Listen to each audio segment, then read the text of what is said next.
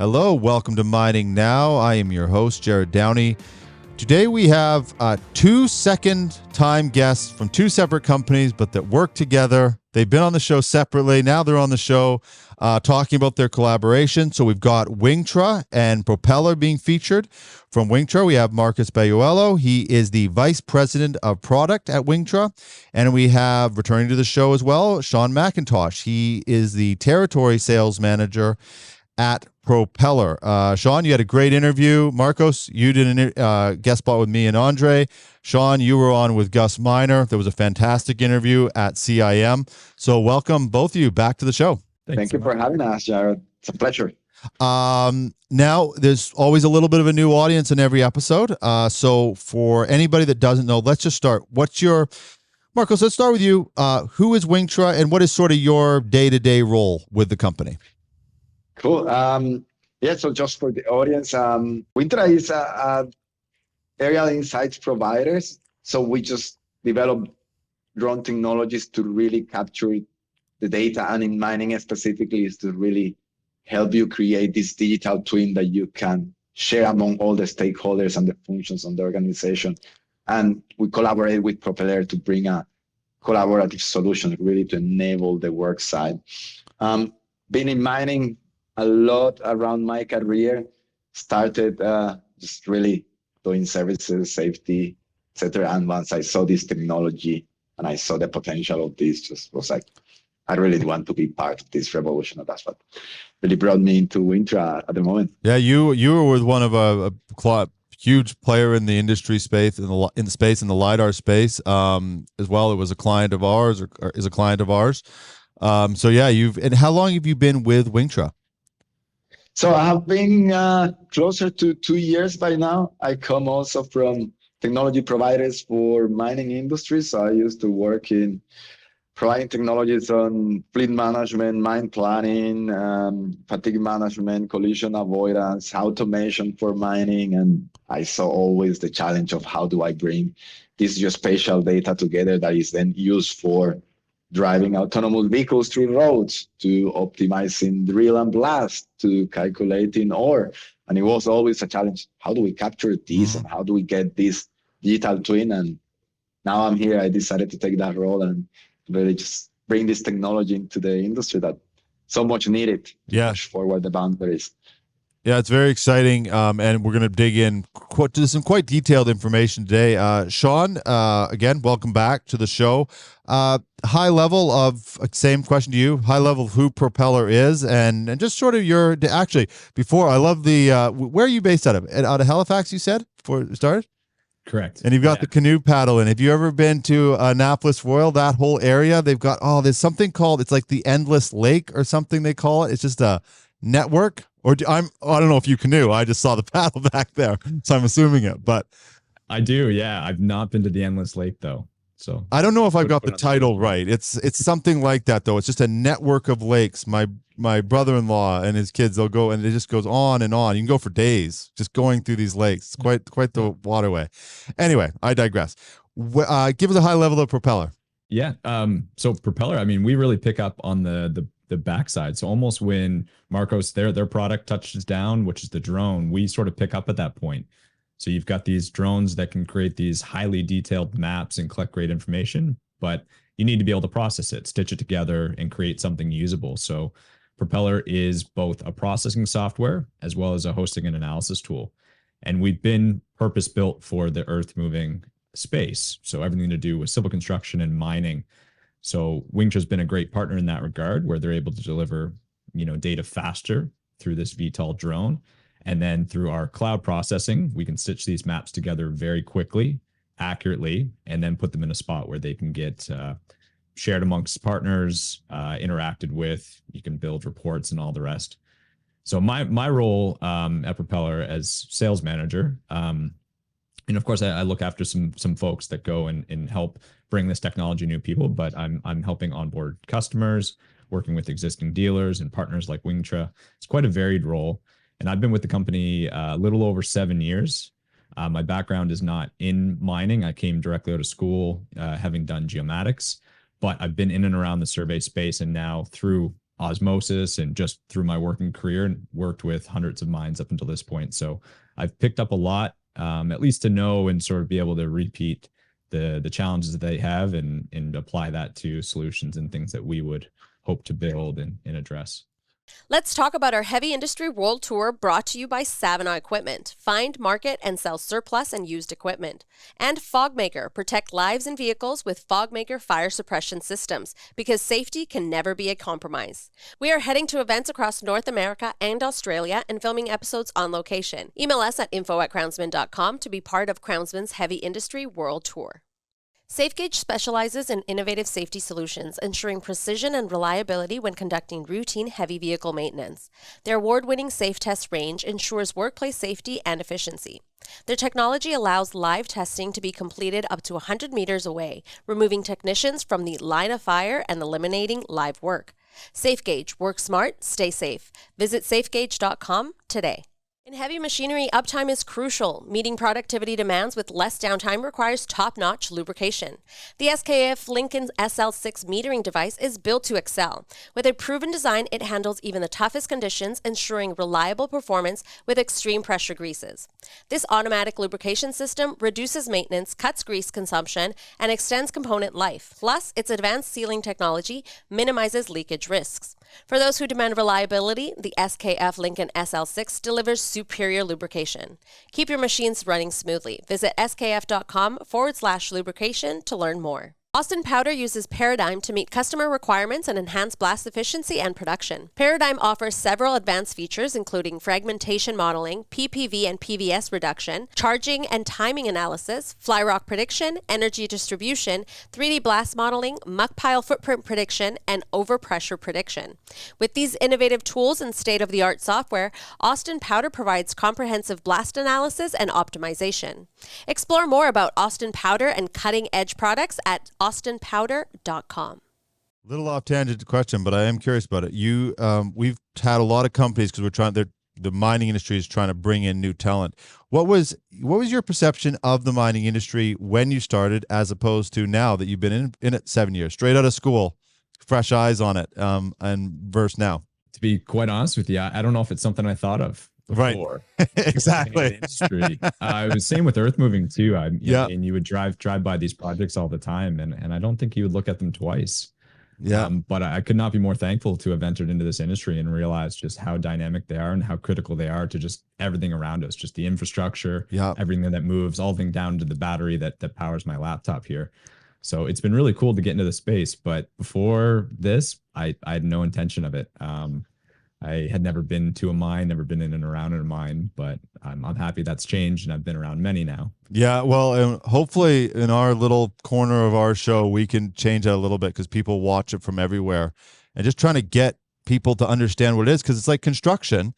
You know, everybody understands buildings and all that sort of stuff in a sense that they see them being built. They get disrupted on the way to work because there's new road builds and all that sort of stuff. But mines, it's just out of sight, out of mind for most people.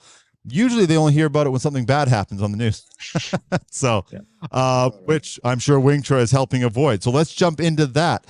Marcos, let's start with you. Let's get right into use cases. Let's be specific. We've done an episode. We've introduced Propeller. We've introduced Wingtra to the audience. Now let's get into some, maybe like the work you'll do in like the mine pits or something like that. Just give us a real kind of in-depth understanding of what that would look like from a Wingtra perspective. And then Shaun, I think we'll jump over to maybe like haul roads and things like that analysis on that from the Propeller side. So Marcos, let's start with you.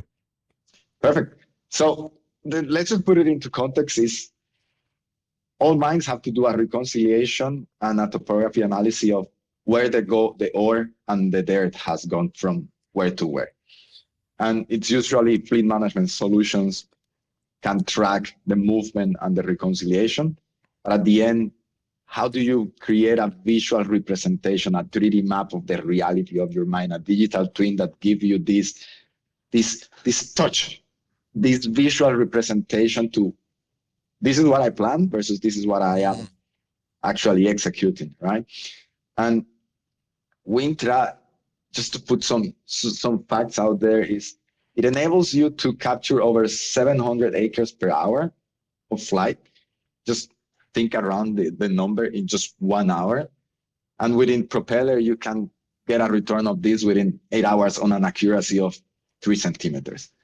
This was something that in the past was not possible. And if we just dig down into the use case is, what is the progress of my dump? What is the progress of my pit? What is the slope analysis? What is the slope deviation? What is the bench height of my road? If you can capture, let's put 5,000 acres in one day or in one morning, and you have this view that is the digital twin of your mind now in 3D, on where you can extract all this data. Now you can just put this out there and say, okay, as a surveyor, I need to provide a report of today or around this week, we have moved 100,000 cubic meters. Where is it and how is that changed? In the past, it was just 2 columns or multiple columns in an Excel file. Today, you just have a map, a representation of this. That if you are a mine manager, it's like, okay, I move 100,000, and this is how it actually looks in my pit. And this is what the plan that I got. Now, this capability of the use case from how did I get this data in the past to how I get it now, and how do I share it among my operation, is just enabled to increase safety. Like now my surveyors doesn't need to be down in the pit, measuring and getting accurate and going with the rovers. They just from a viewpoint get their whole pit, and through Propeller share it to all their stakeholders with a link, which enables all the supervisors and the operations to visualize exactly what is the current status or the bench, where the shovels, cables, etc., to plan their short term, to the safety aspect of measuring the roads. That is where, like, you can extract all of this data automatically and then just share it to safety. So specifically, how do I get accurate volume metrics from my mine on a progress, from a topographic report of my full pit that previously it took me 3 months, to a weekly frequency? This is what this technology is really enabling at the moment. CIM is Canada's leading technical institute dedicated to the sustainability of our industry. Members enjoy professional growth opportunities through CIM libraries, publications, webinars, societies, and the job board. Experience the CIM community firsthand at the Conference of Metallurgists, August 19th to 22nd, ICARD, September 16th to 20th, and the CIM Health and Safety Conference, October 6th to 8th. Visit CIM.org for more information and join CIM today. In the toughest environments, you need the hardest, toughest steel. With a full range of grades designed to meet the extreme demands of hard-wearing applications, from mining to construction and heavy transport, Hardox Wearplate has it covered. Trust Hardox Wear Steel to extend your equipment service life, boost efficiency, and power up productivity. Their wear experts partner with industry leaders to deliver solutions that stand up to any test. Ready to tackle your toughest wear challenges? Bring it on. Visit hardox.com to learn more. Techway designs, manufactures, and services high-quality industrial scales and feeders. For over 50 years, processors of everything from French fries to frac sand have counted on Techway to provide the most durable, accurate, and reliable in-motion feeding, weighing, and metering equipment for their dried material handling needs. They specialize in providing tailored solutions that endure the test of time and material. Techway's quality line of products are proudly made in the USA. Learn more at techway.com. You mentioned the safety in the terms of efficiency and production. What are some key differences in the way that it will change the way people are approaching these pits? Do you get feedback from clients going, "Oh, we've actually shifted our strategy now"? Have you ever got anything like that? Yes, for sure. Many of our customers, the most interesting thing is how they start over small periods of times evolving themselves on how their business run. So previously we had a large company in Canada that they used to manage their waste in a way that was manually captured. And they enabled, because now they could see visually and predict and analyze where the waste was, and day to day or week by week visualize it and plan their short-term plan with an exact and accurate data. They could reuse up to 60% of the effort in waste movement on time. just by having this availability. Reduce 60%. Correct. So huge. I mean, we're talking, like, is this a large operation? So we're talking, well, millions of dollars annually, I would assume. Correct. And so what was the big shift though? How would have they handled that waste differently from the information? Sorry if I missed that, but. Yeah. So what happens is in the past, all this information was numbers, but the numbers didn't have a representation visually. Mm-hmm. So mine planners get a design of the pit, and then they have a block model that has a representation of the ore and the grades. And you're trying to optimize into how do we access to this ore or to this. If you are talking quarries, then you're trying to optimize for certain grade of material. And now, once you have a weekly representation of how actually the real orientation of your digital twin is, it enables you to take way, way more accurate decisions, which previously was like your short-term plan is move 6,000 tons from point A to point B and 500 tons from point C to point D. But that was all you get. Now you have a digital twin that tells you this is point A and this is how it looks. And the whole complexity that you have to, okay, I need to organize X amount of auxiliary equipment. I have to move the shovel into that direction. Now you have a visual awareness of how this will look like, which enables you to make way, way, way more faster decisions. In the past, you have to drive somewhere, visualize it, then come back, then organize all this overhead. Now it's then talk about it, then compare it, then figure out which gear you actually have available to move in and all that. Yeah. I mean, we could just in that topic alone, we could just dig in, but Shaun, let me bring you back in. On the haul road analysis, key part of the mining operation, that might be an understatement actually, but walk us through where Propeller is excelling in this, obviously combining it with Wingtra. Just walk us through what that looks like from the client standpoint. Yeah, absolutely. Well, I think just to piggyback off what Marco said, I mean, how this information used to be captured, incredibly manual. You'd have someone boots on the ground actually trying to capture grades through points without having a lot of spatial context of where that is. So bringing it into Propeller, not only do we give gradients on a road, spatial context, but we also have tools that, you can tick on a map and within seconds have the entire map colored to highlight a very certain grade that might be with outside tolerance. So if you know that the optimal run in and out of a pit is, let's say, between 8 and 12% grade, that's perfect. That's not too hard on the machinery. We're able to get in another quickly. Then you would be able to, within the Propeller system, set that up to color it in. So I can say, hey, let's run a scenario here where I want to see grades colored in between 8 and 16%. Specifically highlighting my green zone, and then on my lower end and my high end, those are both red zones. And so on our end, that becomes a 20 to 30 second process to set up the map. You hit apply, and now you have your entire mine or your entire pit colored in based on that gradient scale. So now someone who's in charge of looking after that on one map can now go and visualize within seconds across, maybe something that's tens of square kilometers in size of site. And you can go pick out spots where your equipment's going to be running inefficiently. It's going to be burning more fuel. It's going to be harder on the machinery. And so maybe that's just internal, which in itself can save tons of money on fuel over the course of the week, just by improving those haul roads. Or maybe it is that safety element that we want to bring it back to, where you have, MSHA standards, making sure that you don't have equipment running away down too steep of grades. So that's one example of a tool we have, and that's more for the haul road optimization. Another feature that we've recently released, which has been hit with a lot of fanfare, has been around hydrology. So this actually would let you simulate rainfall in extended periods of rain across the site.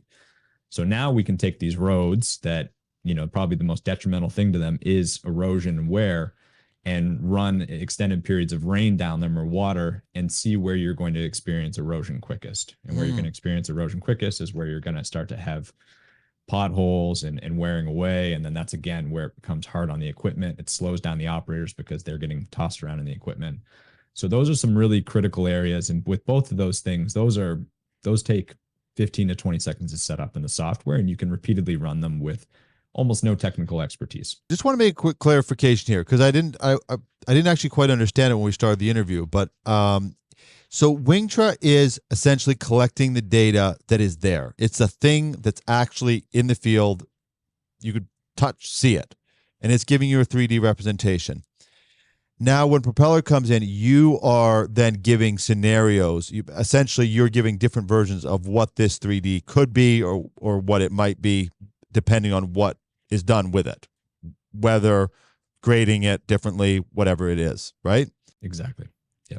Correct. Yeah. And just to add a little bit on the topic that Shaun added, is just, let's just remember my times is just incredible. Like how, like, if you work in a mine that is close to the equator, or it's in Arizona, you have the monsoon season, and you know that it's gonna rain.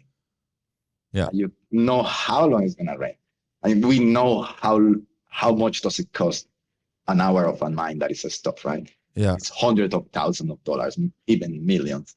And now you have the ability to predict. So this is the scenario. What you have to fix previously to the monsoon to arrive, and you can get the data within 1 hour. You don't have to send anybody to drive in the mine. Yeah.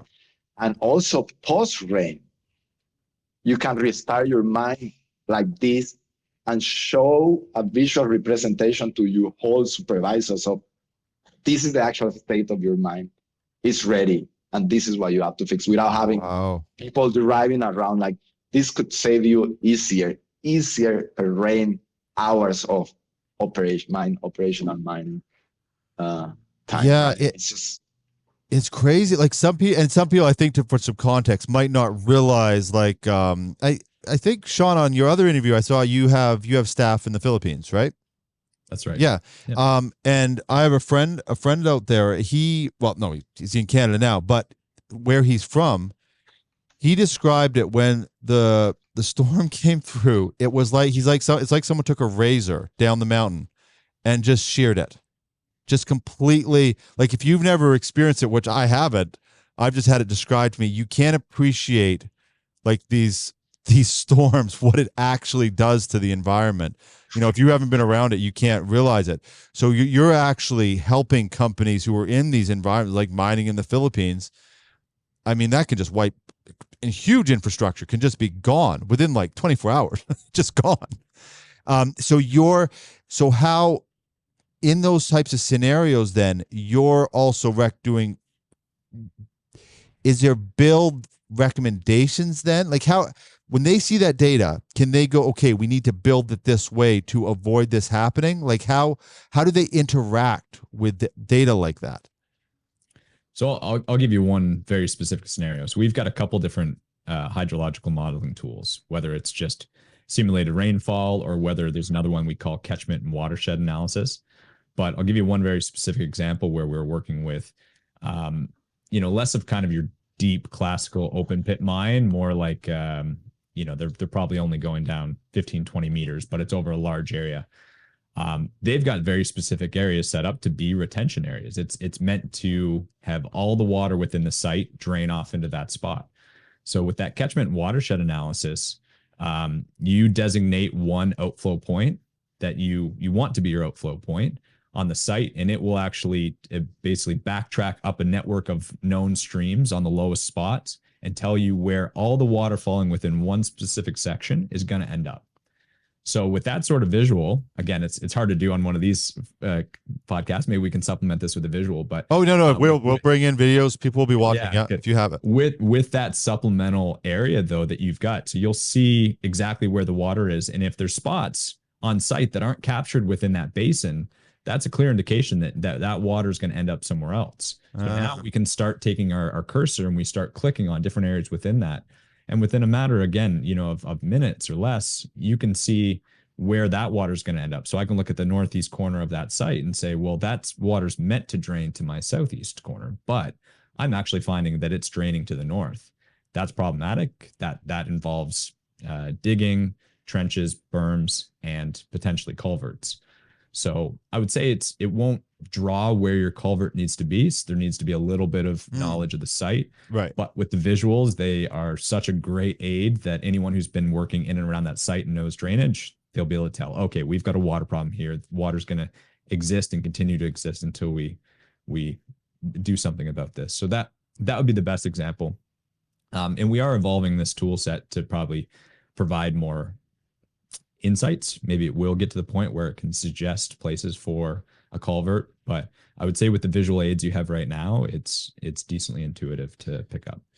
Like the most beautiful thing is this is not a different type of data. It's the same data that was used for the safety guy. You were talking about that before. It's all there. It's just which layer you're extracting, basically. Correct. It's same data. Everybody interact with the data in a different manner.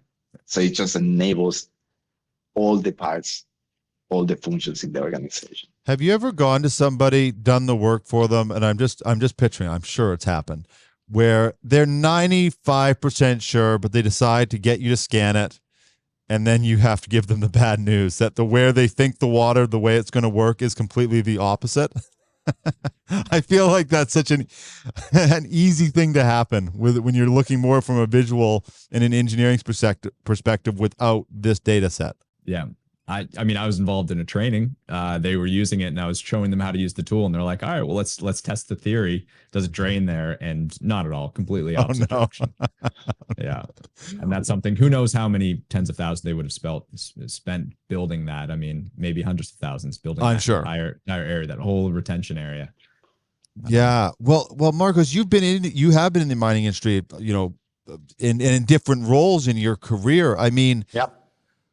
How many mistakes do you think have been made? This water conversation is a very interesting one because, in places like Toronto, springs will still pop up in basements. There's these famous stories of, people all of a sudden the water finds its way back because when they did urban planning before, they just rerouted the water away. No big deal. But that water, it has a pattern that it's trying to get to. And if you don't plan it right, now cities are learning a little bit. They're bringing back springs and trying to integrate it into the city and all that sort of thing.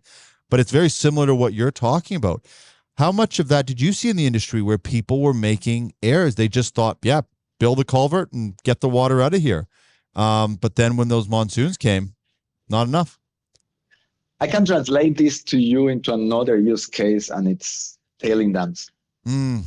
That is basically very thick water that people make a design and theory doesn't function as the reality. And these are just catastrophic thousands of acres that if something goes wrong, there is a people have died. Environmental catastrophe, right? Yeah. That shuts the mine, that affects all the communities, and how can you predict or visualize in reality how is the progress of your tailing dams once this is a 4,000 acres basin in a way, and that you are putting water and trying to optimize that all the time the flow goes into the middle and doesn't expand. So the use case is very similar. Water movement and how is it affected by water from rainfall, or also you are trying to optimize and plan what is the progress of the tailing dam, and where in the tailing dams you just want to flow the incoming water this week. So you're planning not the ditches and the canals, but where the flow of the water will come. Right. If you have planned all of this based on the theory that the water should go to the east, and next week I should plunge from the west, but at the end the water was going to the west. Right. And I push through the west, then sometimes my wall is losing geotechnical or a structural integrity, right? And this over the period of time can cause a fatality. Yeah. Or can cause a really huge catastrophe, which we know it had happened many times. Oh, it's happened in British Columbia. It happened here. This is now, what is this, 8 years ago or 9 years ago? They had that disaster, and we They actually reached out. They were unhappy that we talked. It's one of the few times people have been upset with us. They were unhappy we talked about it on the show. We said, well, you kind of have to talk about it. You can't. We do a lot of trumpeting how well the mining industry is doing, but you also got to talk about when it goes wrong.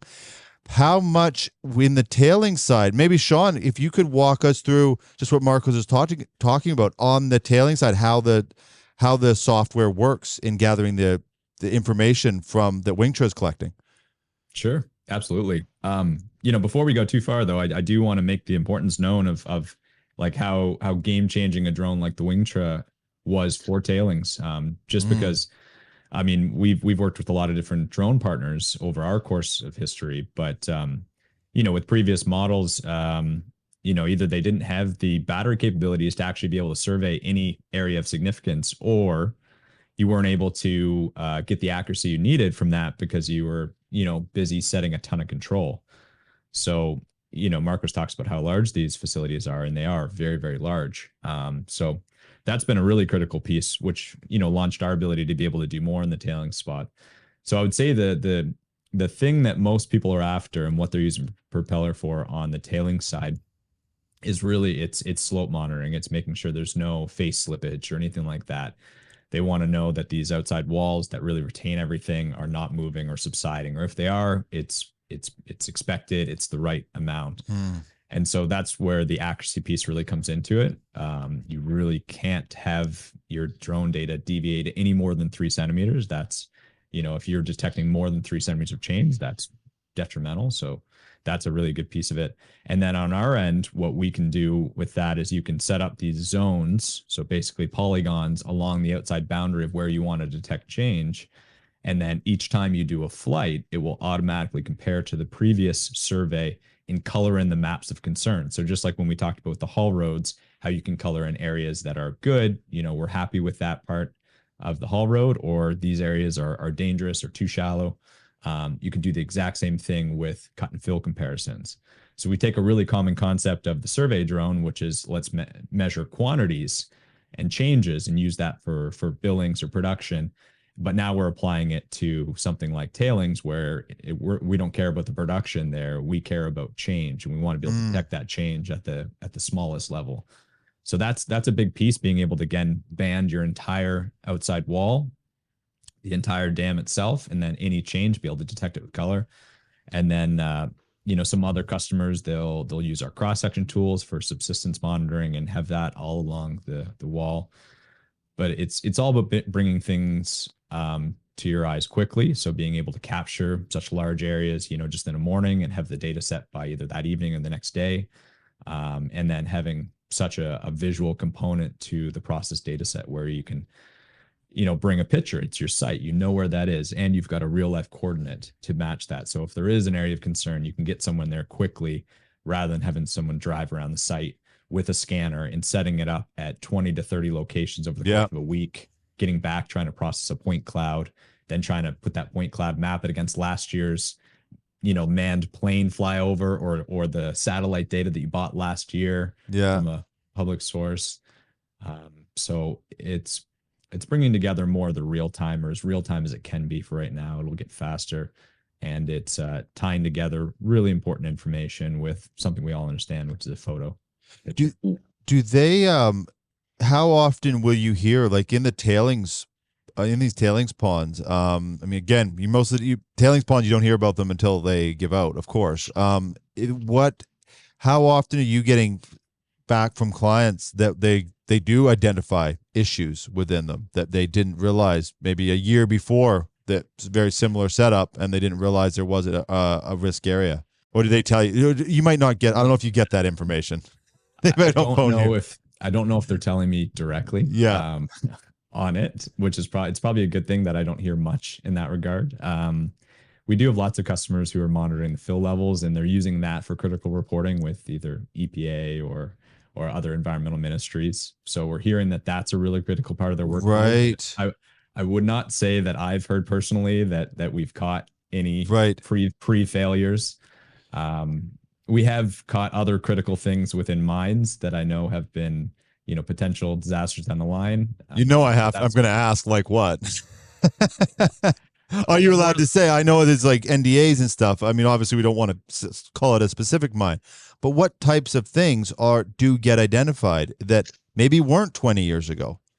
Yeah, I'd say a lot. Especially in deep open pit mining.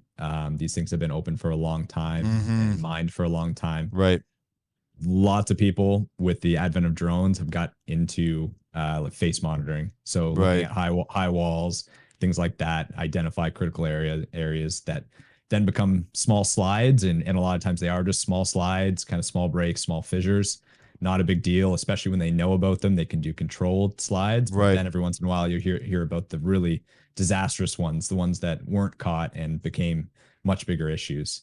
And so the drone data makes that stuff is very easy to see, because you've got these almost higher resolution images than what you would see with the naked eye. Right. Yeah, that's the thing that's crazy. Yeah.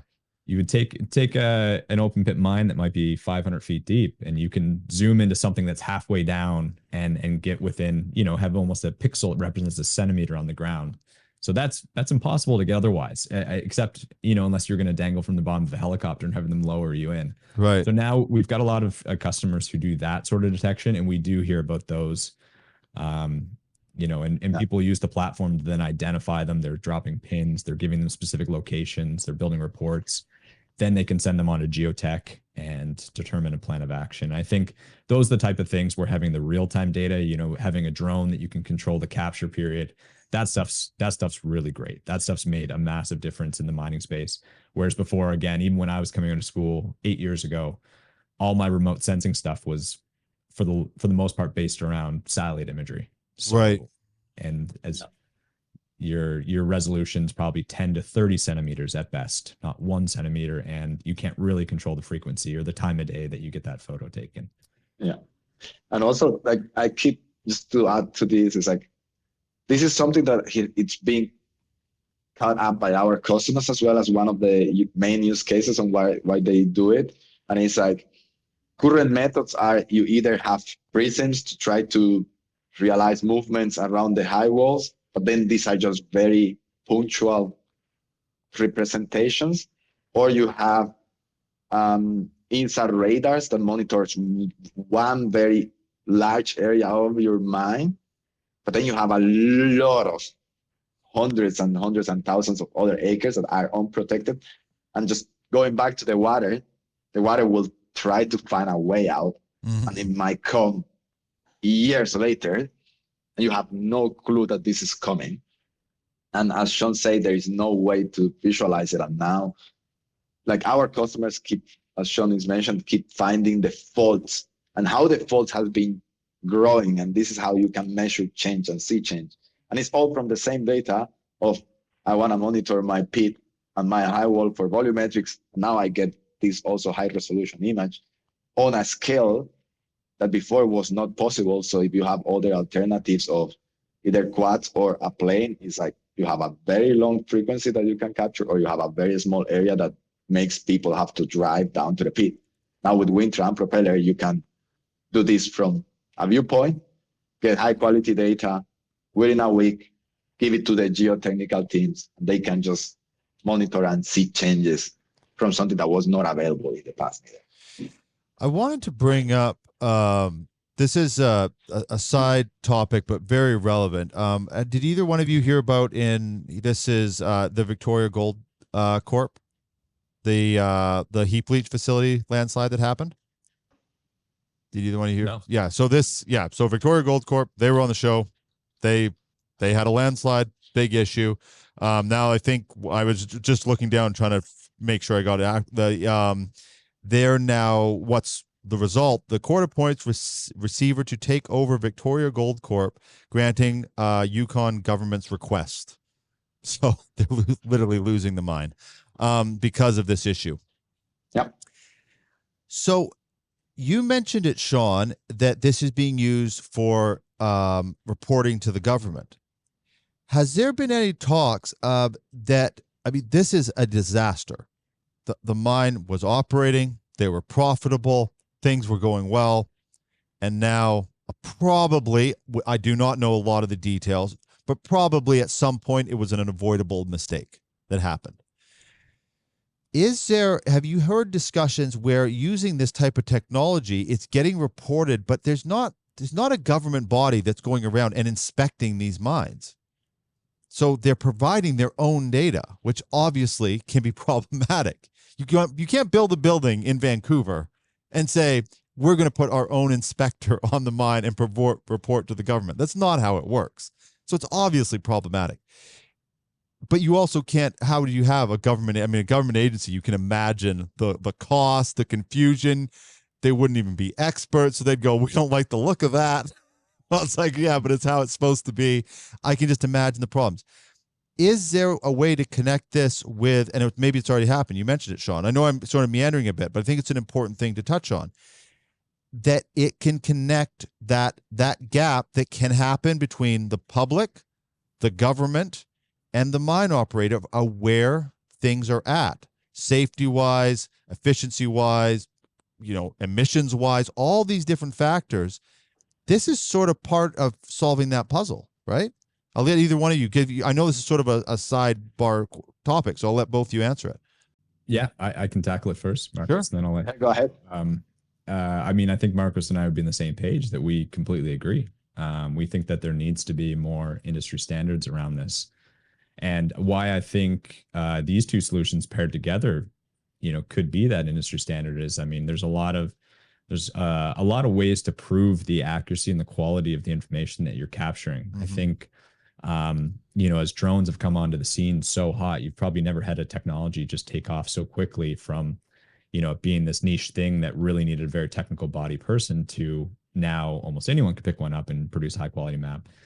But just because you can pick up a drone and fly and get an ortho doesn't mean it's going to be accurate. So where, Wingtra's there, obviously it is a very high quality craft. It's equipped with very high resolution camera sensor, very precision GPS. You can only run it post-processing, which is, the kind of the gold standard of drones. And then where Propeller comes in the fold is we are third-party processing as a service, essentially. We've got this web-based hosting place where people can do all this great analysis, but the core offering of our business is that we are third-party. We take in the data. We unbiasedly make it great, and we just take it in. We want to make it as accurate as possible and deliver it. So I think it's when you take the combination of the two, we might actually be that perfect solution between a private and a public entity, because there's third party, companies involved that, hey, our only job is to tell you if this is accurate or not. We stitch it together, we deliver it back. And then, yes, we make all these great tools that you can do the analysis, but we're just going to take the raw information in from Wingtra, which we can disseminate. We can tell you how great it was captured, process, and deliver it back.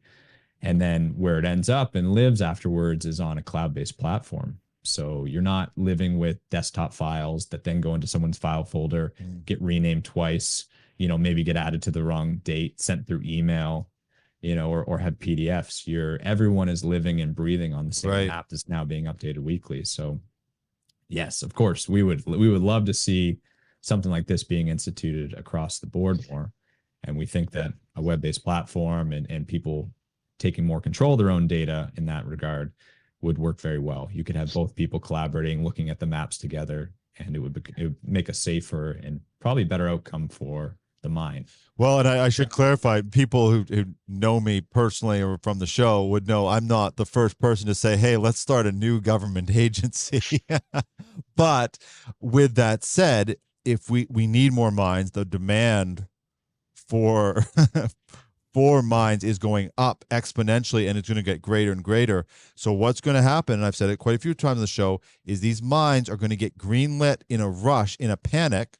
We've got things like what's going on in Europe and the Middle East. This affects things. All of a sudden, governments are going to start green lighting stuff, and then they're going to start, if they don't have the technology in place, they're going to skip over steps. And that's when you're going to have real issues. And that will affect indigenous people.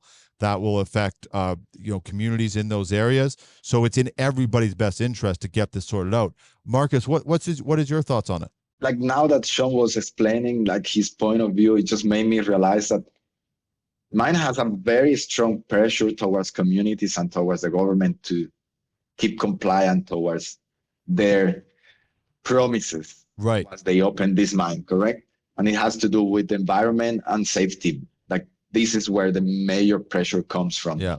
And a lot of now in safety, for example, there is a lot of regulations and mandates from the government for the implementations of certain technologies to control the risk factors that reduces the risk of a fatality, such as prevention of accidents of heavy machinery and light vehicles.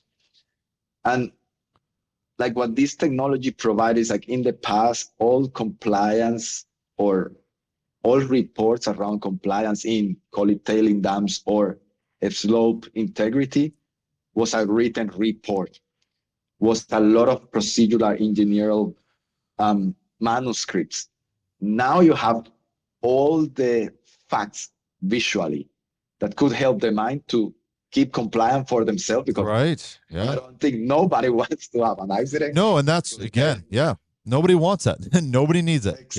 Exactly. And then it provides also the other side of the judge or the governmental entities to have the same visual representation that was not possible before, to say, okay, yes, you say it's good, I say it's good, we are in compliance. Yeah. Both can have access to the same data to self-control and to enforce compliance. So I think this is slowly it will become a capability. So far we're penetrating within the industry itself, within the mines itself, to optimize efficiency, to create safety, to create a new value. And at some point this will be picked up as well from government. You would think it would have, you would almost think it would have to be. And the other thing that came to my mind as well is to zoom way out from a global standpoint.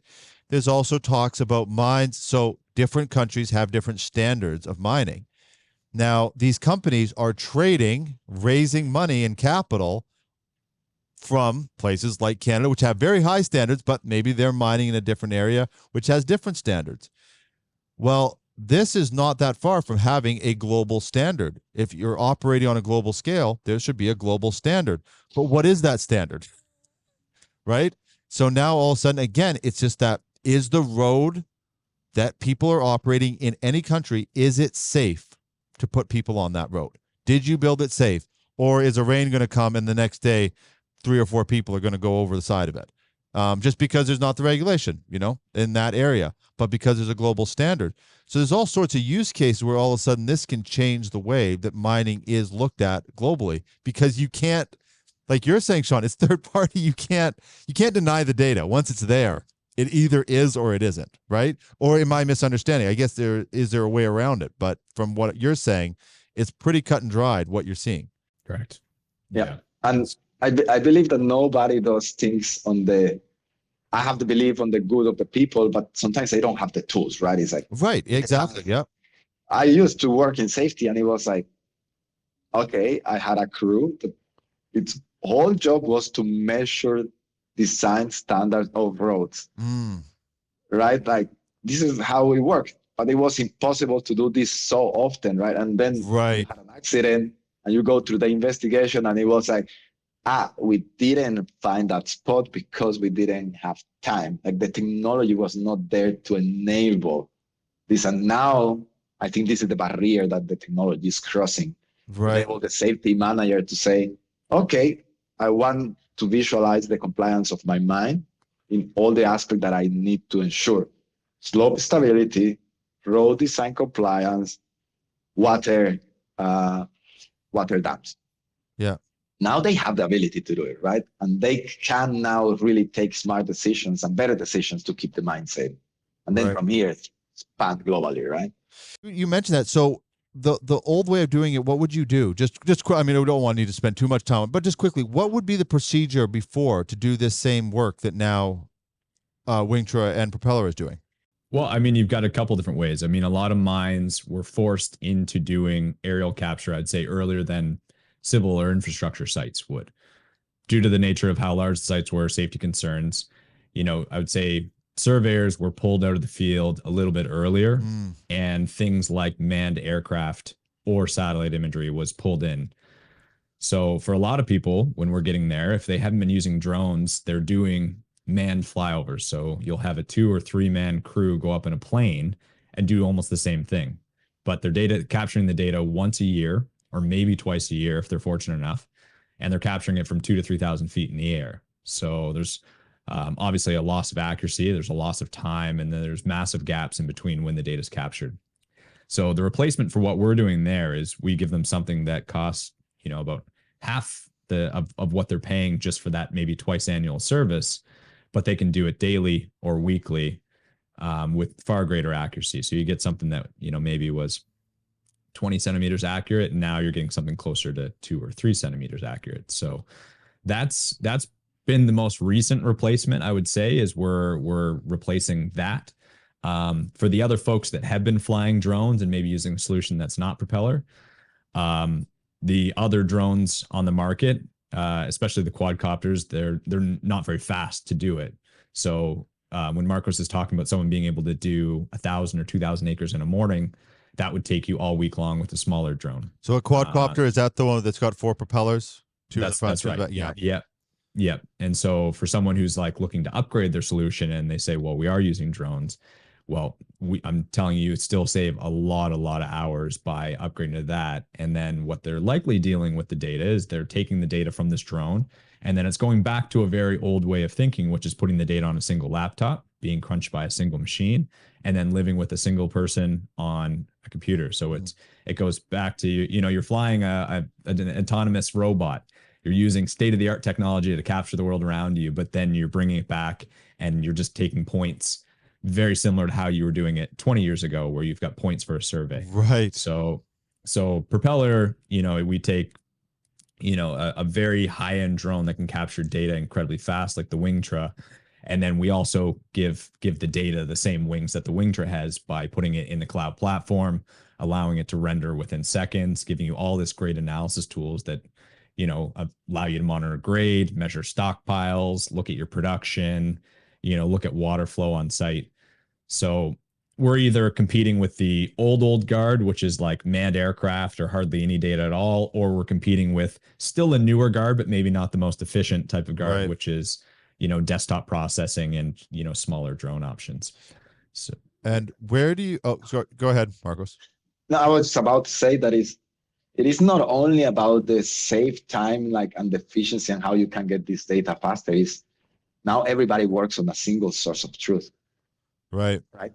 Like your geologists, your mine planners, your operations, your supervisors, your drill and blast crews, everybody is looking at the same mine of the same date.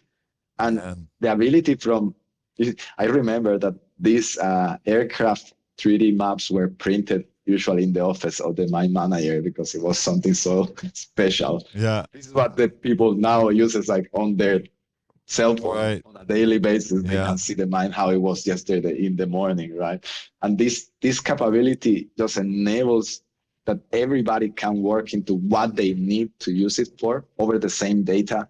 And it just the whole value chain of your mine, from optimizing your plans to executing better your drill and blast, to recover more ore, to measure exactly where things are moved. You're optimizing the whole value chain with the same data, right?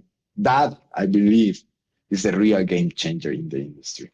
Yeah, it's quite amazing. What before I let you both go, where do you think it goes? We'll start, Marcos, with Wingtra. Where is the next? Is there sort of unless it's private, you don't want to get into it, that's fine. But is there some things on the horizon? You go, these are the next steps that we take, and then of course, Shaun, the same question over to you for Propeller. So for us, it's very, we look at the world into a way that we want our users, or we want to democratize this data for mine. So we want to be able to capture more area faster. We want that anybody can capture this data, meaning that anybody can take a drone from today is a very surveyors-driven tool. We want that anybody in the mine can get as much data as they want and as they need. And for enable that, we need to make it as easier to use and connect it across. So if you are a supervisor and somebody is in the field already, a technician, that you can plan and say, this is what I need, and the technician on the field can send you the data. So more efficient. So we're working on already bringing even more efficiency, so more area on the same time, and making it extremely more easier to use and collaborative across the site. So that is the three things that we're bringing very, very soon. So we'll hear more about this closer to Mine Expo. But Right. that's what we're working on, cooking on. Oh, perfect. Exciting. Well, I'm looking forward to that one at Mine Expo. And Shaun, from Propeller side, where are you looking to the future? Yeah, I think we've got a few key areas that go along with Marcos. We love the idea of data democratization. I think it's something we're doing pretty well right now. But something that will help more people get into the data is actually probably making, analysis and stuff even less manual. So there could be a world in the not so distant future where people get tons of value out of the data of Propeller and barely log in, and that's because you're getting more of the automated type insights. So rather than us coming in and you having to look for the red areas on the map, maybe we can send you an alert on that.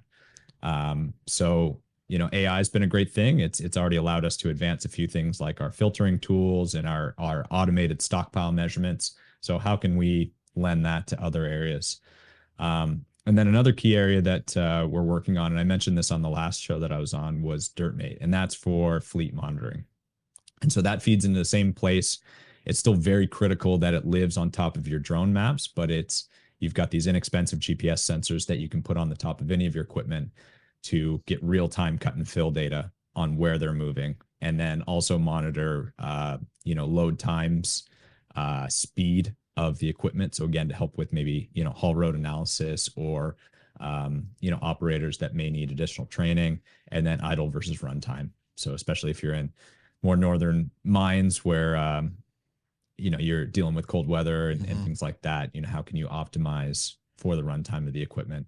And so that's a product that's available now, and we're starting to go wider with it, and especially on the automated side. So, and sorry, that product is called what again? DirtMate. DirtMate. Okay. Yeah. Yeah. There's sorry, did I cut you off? Or no? No, that's a lot. No, get the listeners to go back. They can go back and listen to the last interview. There's more on that if they're interested. Okay. And we will put a link. If you can send me that link though, just so I can make sure that the editors and that put it into the description. Sure. Yeah. Gentlemen, thank you very much for being on the show. It's quite interesting seeing the collaboration of it, of two companies that are really at the leading edge. A lot of companies claim to be innovative. Sometimes it's the proof is in the pudding. Both your companies are obviously leading the industry in just being able to not just collect the data, but actually do something with it. Which is, again, I think, Marcos, you've talked about, is there was that gap before. If you collect a whole bunch of data, you can't do anything with it. It's just a lot of data. That's all it is. So it's pretty amazing what you're doing in the industry. And when you said about that, like that automatic ping, I thought, well, just again, I don't know why I'm trumpeting government agencies so much today. I promise I'm not hired by any government, but there again is, if there was some sort of oversight in a mine, now the mine gets it, the community can get word of it, and it gets fixed. You could eliminate almost on a global scale some of these issues that have happened, which are just terrible for everybody, including the reputation of the mining industry. So that's sort of an exciting thought. I might make some calls and chat with some people and see how far away that is from reality. But gentlemen, thank you very much. I really do appreciate your time and just diving into the topics and being willing to just kind of go wherever the conversation takes us, because it's been quite interesting to have you on. Thank you, Jared. It's always a pleasure to have a talk with you, and Shaun. Always a pleasure. And thanks very much for having us. Yeah, thanks for having me back. I appreciate it. Yeah, hopefully we'll all do it again. Gentlemen, thank you. And thank you to the audience for watching. The show does not happen if you don't watch. So thank you for all the support. The audience is growing. I think this is probably about 2 months ago from when this came out, we reached over 10 million views on the channel. Wow. That's just on the YouTube channel. And probably by this time, it'll probably be 11 million that you're watching now. So thank you very much for your support. Can't do it without you. And thank you to all our sponsors and all the people that help us book guests. And it's just amazing to get this sort of support for the mining industry. We will see you on the next episode of Mining Now.